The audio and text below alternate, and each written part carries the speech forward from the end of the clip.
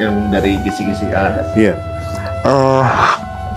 Sebetulnya ini terlambat sebetulnya, terlambat. Jadi Yahudi Ashkenazim ini kan mereka punya ideologi juga. Jadi bukan hanya ambisi politik dan dunia ekonomi semata, kerakusan dunia, tapi mereka punya akidah bahwa iblis dan dajjal ini kan mereka ingin eksis, menggeser tauhid dari umat manusia. Dan itu grand design iblis dan dajjal.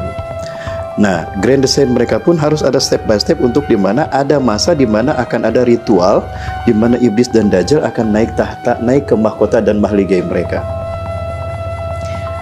Kalau kita ke Bukit Zaitun, itu ada altar, dimana di altar itu ada simbol matahari.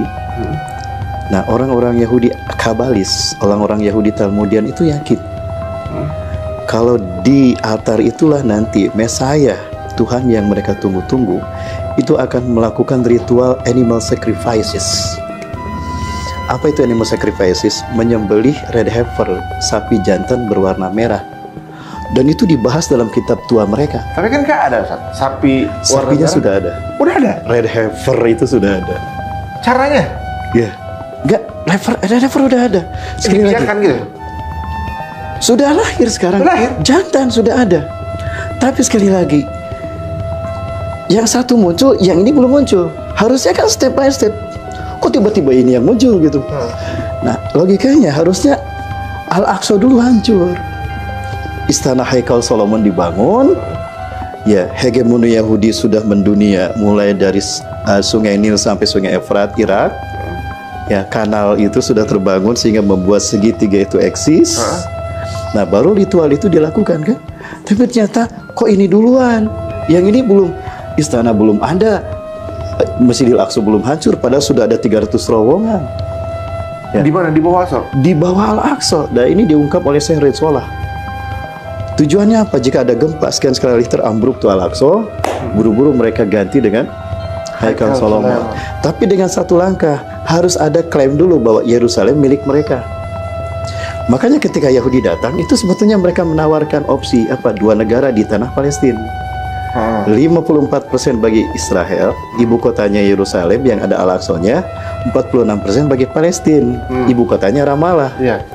Nah, ini diterima oleh rakyat Palestina siapa? Yasser Arafat. Tanda petik, sepertinya orang dalam mereka juga. Mereka juga. Muncullah PLO di bawah pimpinan Yasser Arafat yang sepakat menerima isu ide dua negara. Ada yang tidak mau menerima, saya Ahmad Yasin tidak mau terima, yang penting wilayah toh semuanya wilayah Palestina, Israel harus keluar dari Palestina. Muncullah perlawanan, ya, disatukan oleh saya Ahmad Yasin dalam nama Hamas. Oh, itu asalnya? Asalnya seperti itu. Muncullah Hamas, Harokah Al-Muqawamah Al-Islamiyah. Gerakan perlawanan Islam. Nah, punya sayap militer namanya Izzuddin Al-Qassam. Dan bertahan di Gaza. Nah, jadi Israel sendiri dari sisi ideologi Ashkenazim maksudnya, mereka banyak yang tidak terwujud, sehingga mereka frustasi sebetulnya. Jadi secara ideologi ini mereka belum berhasil.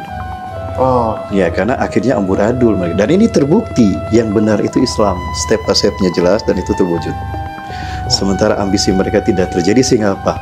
Wajah mereka terbalak, sudah habis semua tapi tidak terwujud, hingga akhirnya udahlah pasrah, dihabisilah sama kaum muslimin tanpa senjata, karena mereka sudah lumpuh karena perbuatan mereka sendiri.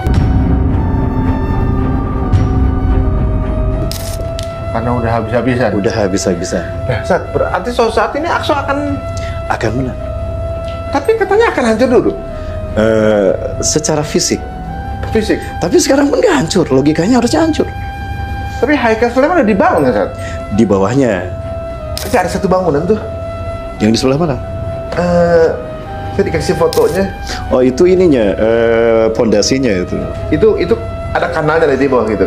Ya, ada. Dan itu disembunyikan.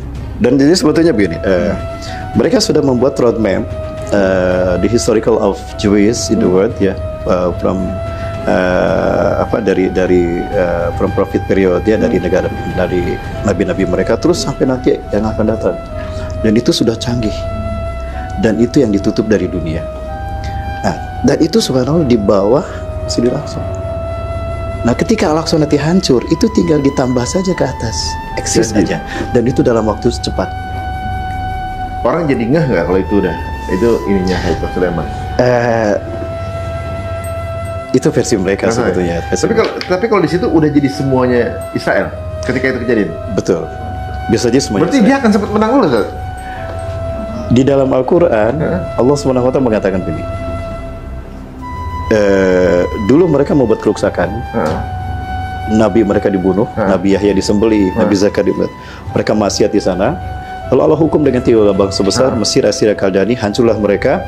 Bahkan Kaisar Titus Romawi membuat mereka porak-poranda sehingga mereka sporadis mengungsi kemana-mana.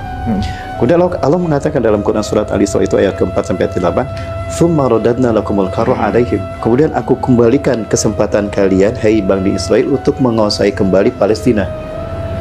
Wa amdadnakum bi amwalin wa banin, dan kami kuatkan kalian dengan harta yang mengalir terus pada kalian dan pasuk anak-anak yang banyak. Wa ja'alnakum aktsara nafira, dan aku akan menjadikan kalian golongan yang banyak.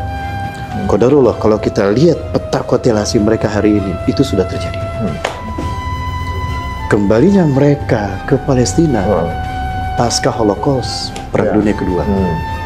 Dan udah banyak sekarang. Dan mereka sudah banyak. Dan negara-negara dunia memberikan kompensasi. Iya, ke dia. Mengalir dan sebagainya. Nah, itulah kerusakan kedua yang akan mereka lakukan. Pertanyaan saya, kebiadaban mereka hari ini, apakah mungkinkah ada yang lebih biadab daripada ini? Belum ada kan? Saya kira tidak ada. Bisa jadi ini merupakan indikator mereka sedang menggali kuburan yang kedua untuk kemudian Allah hukum dengan hukuman yang kedua.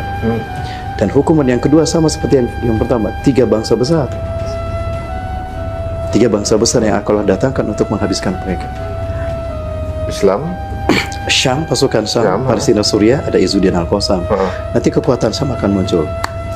Imam Mahdi sebelum ke Mekah untuk ibadah haji akan membuat kekuatan di Syam dulu.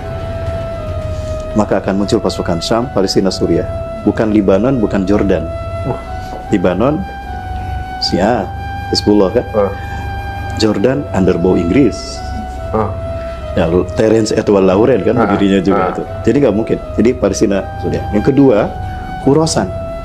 Khurasan itu Afghanistan. Ada Taliban. Dan Taliban tidak terkalahkan. Kata Rasulullah, pasukan Panji Hitam dari Khurasan tidak ada negara yang bisa mengalahkan sampai menang, sampai bendera mereka berkibar di Al-Aqsa, di Elia. Nah, siapakah Khurasan? Siapakah pasukan As-Saburati dari Afghanistan? Tidak ada kekuatan lain kecuali Taliban. 97 Rusia kalah. 2015 Amerika kehilangan 2.600 pasukannya, sehingga Joe Biden menariknya pada tahun 2020 kan. Terbukti Taliban paling kuat. Sekarang imarahnya ada di mereka. Yang ketiga, Asia Tenggara. Asia Tenggara ini akan berhimpun antara Muslim Melayu Indonesia, Melayu Malaysia, Melayu Patani, Melayu Moro, akan bersatu menjadi bendera merah putih. Karena hakikatnya merah putih adalah bendera Nusantara. Dan ini yang belum Allah pilih memimpin kebangkitan Islam.